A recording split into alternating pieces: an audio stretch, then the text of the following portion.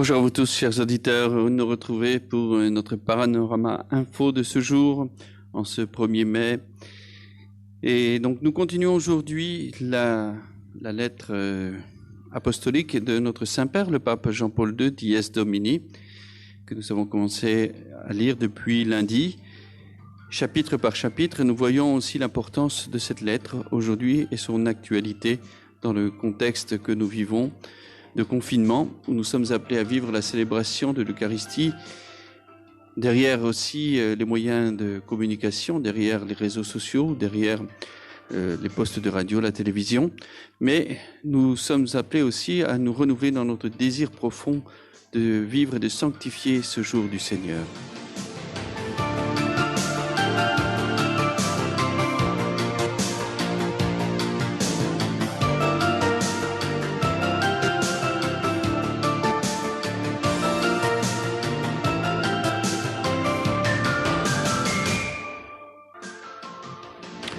Voilà, donc nous poursuivons notre lecture de la lettre Dies Domini du pape Jean-Paul II, donnée, je le rappelle, le 31 mai 1998, en préparation à l'entrée dans le 3e millénaire, pour nous renouveler dans le désir de célébrer ensemble le jour du Seigneur et de retrouver le sens du dimanche, le sens de ce jour consacré à Dieu. Nous sommes donc au 4e chapitre, le dimanche, jour de joie, de repos et de solidarité. La joie complète du Christ. Béni soit celui qui a élevé le grand jour du Seigneur au-dessus de tous les jours. Les cieux et la terre, les anges et les hommes s'abandonnent à la joie. Ces accents de la liturgie maronite évoquent bien les acclamations vibrantes et joyeuses qui, dans la liturgie occidentale et dans la liturgie orientale, ont depuis toujours caractérisé le dimanche. Du reste, historiquement, avant même qu'il ne soit un jour de repos, ce qui n'était alors pas prévu dans le calendrier civil, les chrétiens vécurent le jour hebdomadaire du Seigneur ressuscité, surtout comme un jour de grande joie. Le premier jour de la semaine, soyez dans la joie, lit-on dans la didascalie des apôtres. La manifestation de la joie était traduite également dans la pratique liturgique par le choix de gestes appropriés. Saint Augustin, qui se fait l'interprète de la conscience ecclésiale courante des premiers siècles, met ainsi en évidence le caractère joyeux de la Pâque hebdomadaire. Qu'on abandonne les jeûnes, est compris debout en signe de la résurrection, et que pour cette raison on chante aussi l'Alléluia tous les dimanches. Au-delà des expressions rituelles particulières qui peuvent varier dans le temps et selon les disciplines de l'Église, il reste que le dimanche éco-hebdomadaire de la première expérience du ressuscité ne peut être marqué par la joie avec laquelle les disciples accueillirent le Maître. Les disciples furent remplis de joie à la vue du Seigneur. La parole dite par Jésus avant la Passion se réalise pour eux, comme elle s'accomplira pour toutes les générations chrétiennes. Vous serez tristes, dit Jésus dans l'évangile de Saint Jean, chapitre 16, mais votre tristesse se changera en joie. N'avait-il pas prié lui-même pour que ses disciples aient la plénitude de sa joie ?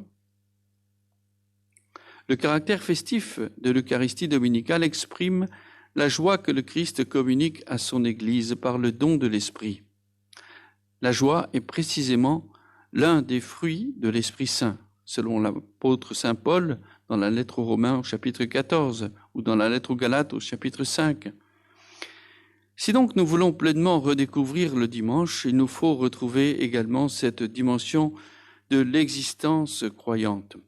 La joie chrétienne doit sans doute caractériser toute la vie et non seulement un jour de la semaine, mais étant donné sa signification du jour du Seigneur ressuscité, au cours duquel on célèbre l'œuvre divine de la création et de la nouvelle création, le dimanche est un titre spécial, un jour de joie, et même un jour propre à se former à la joie et en redécouvrir les traits authentiques et les racines profondes.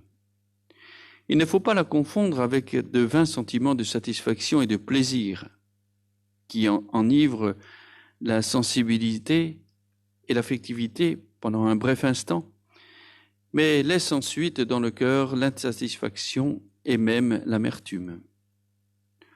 Entendu dans son bon sens chrétien, la joie est quelque chose de bien plus durable et réconfortant.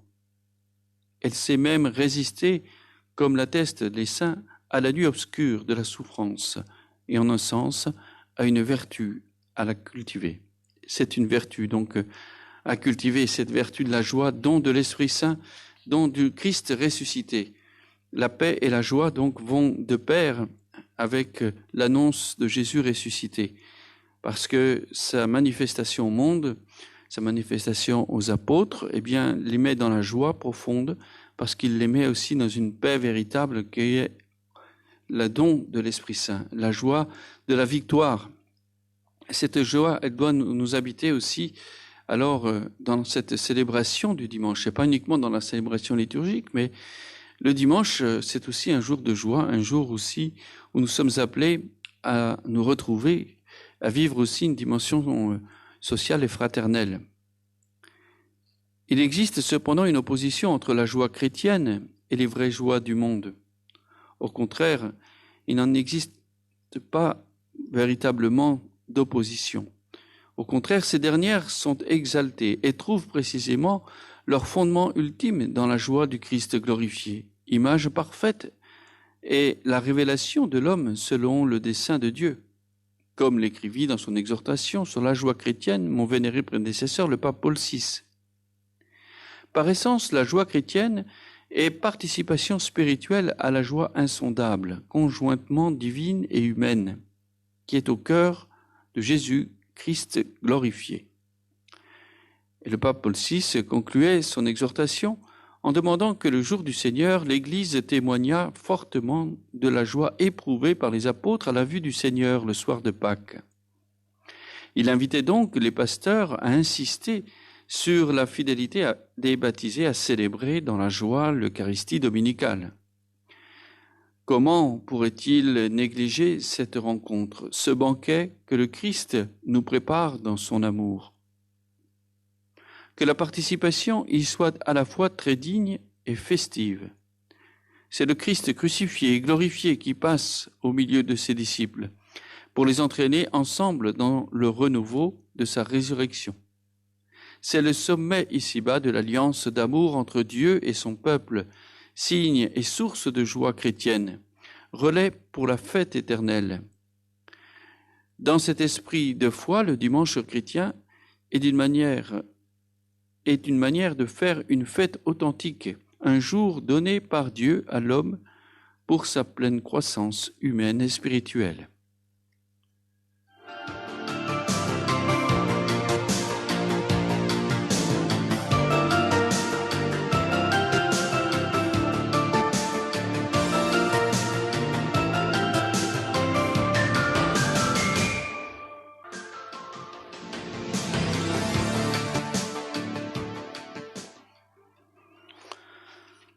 L'accomplissement du sabbat. Cet aspect du dimanche chrétien manifeste de manière spéciale la dimension d'accomplissement du sabbat vétérotestamentaire. Le jour du Seigneur que l'Ancien Testament relie ainsi qu'il a été dit à l'œuvre de la création et de l'Exode. Le chrétien est appelé à annoncer la nouvelle création et la nouvelle alliance accomplie dans le mystère pascal du Christ. Loin d'être supprimée, la célébration de la création est approfondie dans une perspective christocentrique, c'est-à-dire à la lumière du dessein divin de ramener toutes choses sous un seul chef, le Christ, les êtres célestes comme les terrestres. À son tour, en un sens plénier, est donné également au mémorial de la libération accomplie par l'Exode, qui devient un mémorial de la rédemption universelle accomplie par le Christ, mort et ressuscité. Loin de se substituer au sabbat, le dimanche en est donc la réalisation achevée et en un sens l'extension à la pleine expression, par référence au rythme de l'histoire du salut qui a son sommet dans le Christ. Dans cette perspective, la théologie biblique du sabbat peut être pleinement reprise sans sans que cela porte préjudice au caractère chrétien du dimanche. Et il nous ramène toujours, et avec un étonnement qui ne faiblit jamais, à ce mystérieux commencement où la parole éternelle de Dieu tira le monde du néant par une libre décision d'amour. Le sceau de cette œuvre créatrice fut la bénédiction et la consécration du jour où Dieu chôma, après tout le travail qu'il avait fait. Ce jour du repos de Dieu donne tout son sens au temps, qui reçoit dans la succession des semaines non seulement des repères chronologiques, mais aussi, pour ainsi dire, une portée théologique. En effet, le retour constant du sabbat soustrait le temps au risque du repli sur soi, parce qu'il reste ouvert à la perspective de l'Éternel par l'accueil de Dieu et de ces kairos, de ces temps favorables dont le Seigneur ponctue nos journées et nos semaines, c'est-à-dire des temps de grâce et des interventions salvifiques. Le chrétien devra alors se souvenir que si pour lui les modalités du sabbat juif sont caduques, dépassées par l'accomplissement dominical, les motifs de fond qui imposent la sanctification du jour du Seigneur restent toujours valables, fixés avec la solennité des commandements du décalogue, mais aussi à relier à la lumière de la théologie et de la spiritualité du dimanche. On observe le jour du sabbat pour le sanctifier, comme te l'a commandé le Seigneur ton Dieu. Pendant 6 jours tu travailleras et tu feras tout ton ouvrage, mais le 7e jour est un sabbat pour le Seigneur ton Dieu. Tu n'y feras aucun ouvrage, toi, ni ton fils, ni ta fille, ni ton serviteur, ni ta servante, ni ton bœuf, ni ton âne, ni aucune de tes bêtes, ni l'étranger qui est dans tes portes.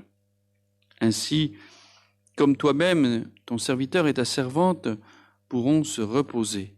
Tu te souviendras que tu as été en servitude au pays d'Égypte et que le Seigneur ton Dieu t'en a fait sortir d'une main forte, d'un bras étendu. C'est pourquoi le Seigneur ton Dieu t'a commandé de garder le jour du sabbat.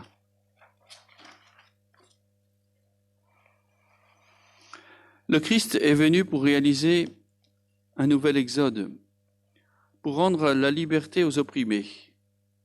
Il a fait de nombreuses guérisons le jour du sabbat, non pour violer ce jour très saint et consacré, le jour du Seigneur, mais pour lui donner au contraire toute sa signification. Le sabbat a été fait pour l'homme et non l'homme pour le sabbat, comme le rappelle Jésus au chapitre 2 de l'évangile de saint Marc. Pour s'opposer à l'interprétation trop légaliste de certains de ses contemporains et pour déployer le sens authentique du sabbat biblique, Jésus, maître du sabbat, redonne son caractère libérateur à l'observance de ce jour institué pour faire respecter à la fois les droits de Dieu et ceux de l'homme.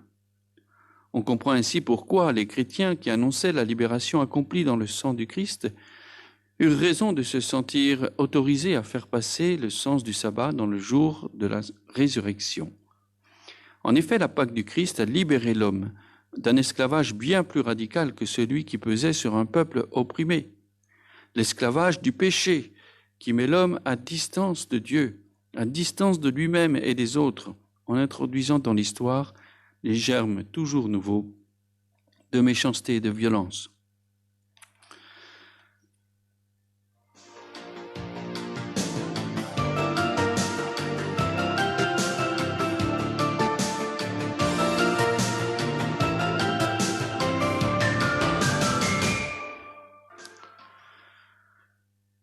Le jour du Seigneur, donc, est ce jour mémorial de la libération véritable que le Christ nous a donnée par sa mort et sa résurrection, cette libération du péché. Il est aussi un jour marqué par la nouvelle création, cette nouvelle création issue du ressuscité vient aussi pour tout récapituler, pour tout renouveler. Et il regarde toujours son caractère de jour de repos, de cessation du travail. Pendant quelques siècles, les chrétiens ne vécurent le dimanche que comme un jour réservé au culte, sans pouvoir lui donner aussi son sens spécifique de repos sabbatique. La loi civile de l'Empire romain ne reconnut le rythme de la semaine qu'au IVe siècle, si bien que le jour du soleil les juges, les populations des villes et les différents corps de métier cessèrent de travailler. Les chrétiens se réjouirent de voir ainsi lever les obstacles qui, jusqu'alors, leur avaient parfois rendu héroïque l'observation du jour du Seigneur. Ils pouvaient désormais se donner librement à la prière commune. Donc, c'est vrai que quand on parle aussi du repos du sabbat, du dimanche, nous pensons à cette civilisation dans laquelle nous sommes en Occident, tout du moins, qui a été marquée justement par l'évangélisation, et donc qui a donné aussi à ce jour, le jour de repos aussi au niveau de la vie civile, un jour de cessation des activités civiles et du travail, mais il n'en était pas ainsi au début. C'est seulement au IVe siècle que l'Empire romain adopte alors aussi le rythme, on peut dire, hebdomadaire de ce repos dominical. Mais avant cela, donc les chrétiens devaient vivre même héroïquement aussi cette signification et cette sanctification du dimanche. Donc, dans le contexte actuel, où bien nous voyons aussi cette tendance justement à pouvoir aussi redécouvrir aussi un travail 24/24, 7 jours sur 7, où le rythme de la vie économique et la vie professionnelle eh bien, semble frénétique, toujours plus, il y a toujours plus de dérogations pour que les magasins, pour que les activités continuent même le dimanche. Et donc, de nombreux chrétiens sont aussi devant cette difficulté de pouvoir aussi célébrer, sanctifier ce jour du Seigneur. Bien, rappelons-nous qu'il en était aussi ainsi au début de l'ère chrétienne, où le message de l'Évangile n'avait pas encore rejoint les civilisations civiles. Alors, eh bien, nous aussi, nous sommes appelés à redécouvrir cette valeur du jour du Seigneur, de cette sanctification, un jour de repos. Ce serait donc une erreur, nous dit le pape Jean-Paul II, de ne voir dans cette législation respectueuse du rythme hebdomadaire qu'un simple fait historique sans valeur pour l'Église qui pourrait être négligé par elle.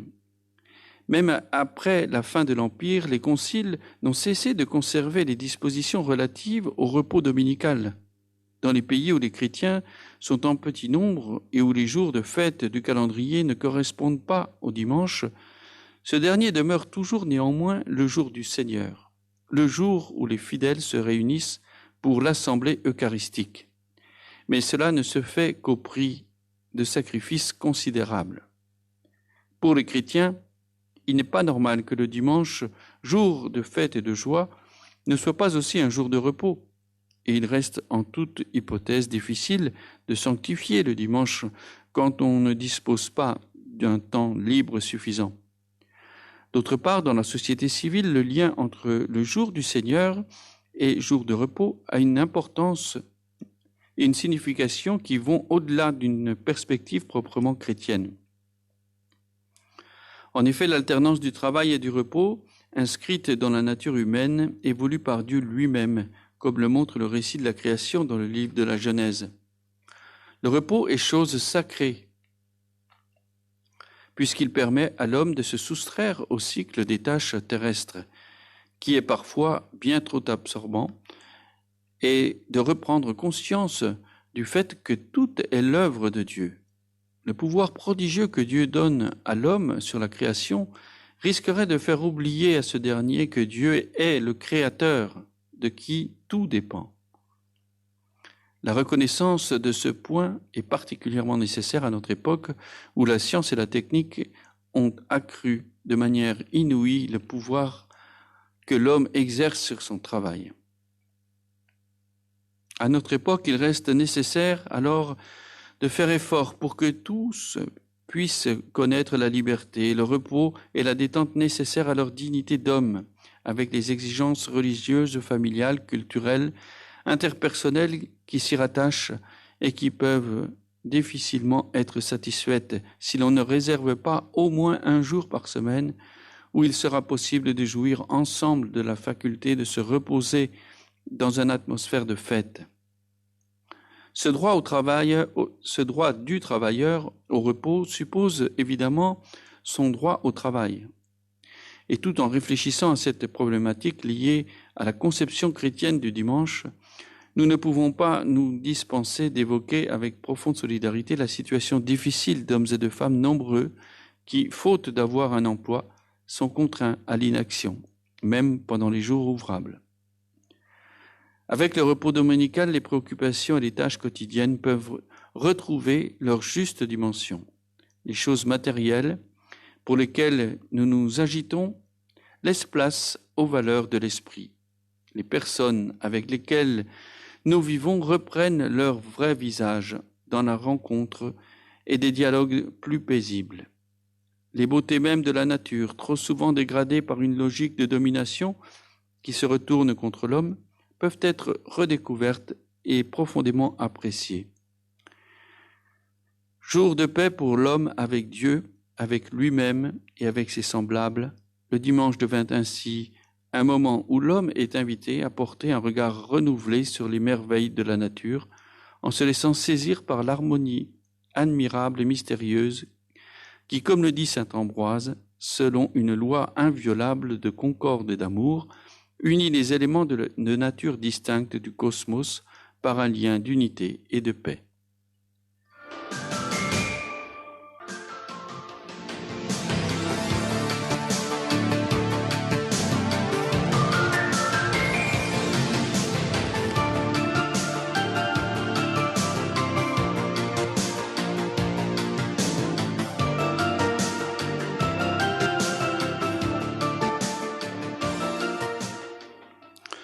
Enfin, dimanche, jour de solidarité et de fraternité.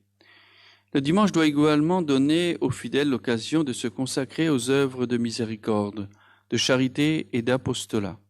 La participation intérieure à la joie du Christ ressuscité doit pousser aussi à partager pleinement l'amour qui anime son cœur. Et il n'y a pas de joie sans amour. Jésus lui-même l'explique lorsqu'il met en rapport le commandement nouveau avec la joie qu'il donne. « Si vous gardez mes commandements, vous demeurerez en mon amour, comme moi j'ai gardé les commandements de mon Père et je demeure en son amour. Je vous dis cela pour que ma joie soit en vous et que votre joie soit complète. Voici quel est mon commandement, vous aimez les uns les autres comme je vous ai aimé. » L'Eucharistie dominicale ne détourne pas les fidèles de leur devoir de charité, mais elle les engage au contraire à pratiquer toutes les œuvres de charité, de piété et d'apostolat, afin de rendre manifeste par ces œuvres que tout en n'étant pas du monde, les chrétiens sont cependant la lumière du monde, qu'ils rendent gloire au Père devant les hommes. L'Eucharistie est un événement de fraternité et un appel à vivre la fraternité. Il rayonne de la messe dominicale une onde de charité destinée à se diffuser dans toute la vie des fidèles, en commençant par animer aussi la façon de vivre le reste du dimanche. Si c'est un jour de joie, il faut que les chrétiens disent par ces attitudes concrètes qu'on ne peut être heureux tout seul. Il regarde autour de lui pour découvrir les personnes qui peuvent avoir besoin de son sens de la solidarité. Il peut arriver que dans son voisinage ou dans le cercle de ses connaissances, il y ait des malades, des personnes âgées, des enfants, des immigrés, qui précisément le dimanche ressentent plus vivement encore leur solitude, leur pauvreté, la souffrance liée à leurs conditions. À leur égard, l'engagement ne peut certainement pas se limiter à des initiatives dominicales sporadiques. Mais pourquoi, sur le fond de cette attitude d'engagement plus global, ne pas donner, durant le jour du Seigneur, une place plus grande au partage, en utilisant toutes les ressources dont dispose la charité chrétienne? Inviter à sa table une personne seule, faire une visite à des malades, donner à manger à une famille dans le besoin, consacrer une heure à certaines activités bénévoles de solidarité, ce serait à coup sûr une façon d'introduire dans la vie de la charité du Christ puisée à la table eucharistique.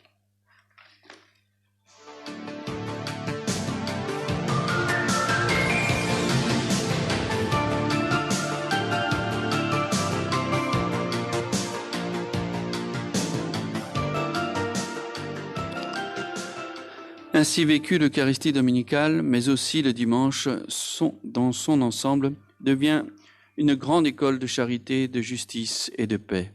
La présence du ressuscité au milieu des siens se fait appel à la solidarité. Elle pousse à un renouvellement intérieur. Elle incite à changer les structures de péché qui enserrent les personnes, les communautés, parfois les peuples entiers. Le dimanche chrétien est donc tout autre chose qu'une évasion. Il est plutôt une prophétie inscrite dans le temps.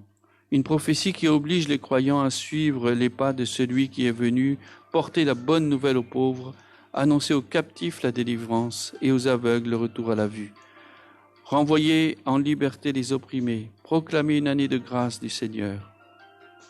À son école, dans la mémoire dominicale de la Pâque, et se souvenant de sa promesse, « Je vous laisse la paix, c'est ma paix que je vous donne », le croyant devient à son tour artisan de paix.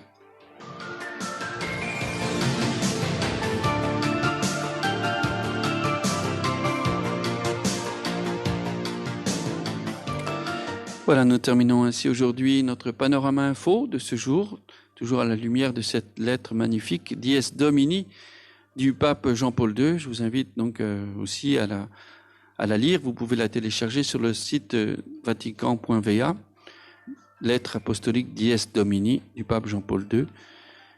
Et que cette lettre alors nous invite nous aussi à redécouvrir le sens profond du dimanche, comme jour de sanctification, jour de paix, jour de joie, jour de solidarité et de fraternité.